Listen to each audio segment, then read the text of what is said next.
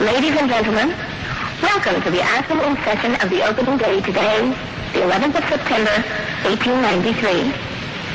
We now introduce you to Swami Vivekananda from India and request him to address us. Swami Vivekananda.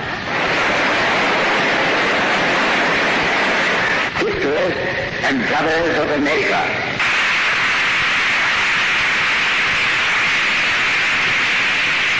it fills my heart with joy unspeakable to rise in response to the warm and cordial welcome which you have given us.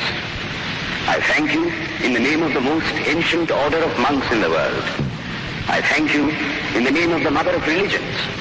And I thank you in the name of the millions and millions of Hindu people of all classes and sects. My thanks also to some of the speakers on this platform who, referring to the delegates from the Orient, have told you that these men from far-off nations may well claim the honor of bearing to different lands the idea of toleration. I am proud to belong to a religion which has taught the world both tolerance and universal acceptance. We believe not only in universal toleration, but we accept all religions as true. I am proud to belong to a nation which has sheltered the persecuted and the refugees of all religions and all nations of the earth.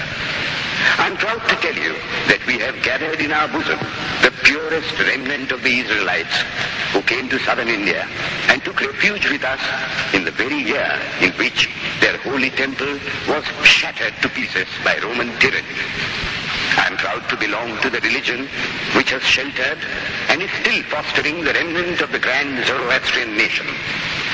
I will quote to you, brethren, a few lines from a hymn which I remember to have repeated from my earliest boyhood, which is every day repeated by millions of human beings.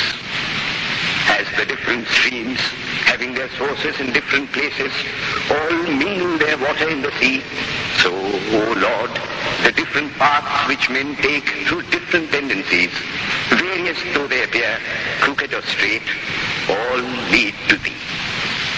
The present convention, which is one of the most august assemblies ever held, is in itself a vindication, a declaration to the world of the wonderful doctrine preached in the Gita. Whosoever comes to me, through whatsoever form, I reach him. All men are struggling through paths which in the end lead to me. Sectarianism, bigotry, and its horrible descendant, fanaticism, have long possessed this beautiful earth. They have filled the earth with violence, drenched it often and often with human blood, destroyed civilization, and sent whole nations to despair. Had it not been for these horrible demons, human society would be far more advanced than it is now. But their time is come, and I fervently hope that the bell that tolled this morning in honor of this convention may be the death knell of all fanaticism, of all persecutions with the sword or with the pen, and of all uncharitable feelings between persons wending their way to the same goal.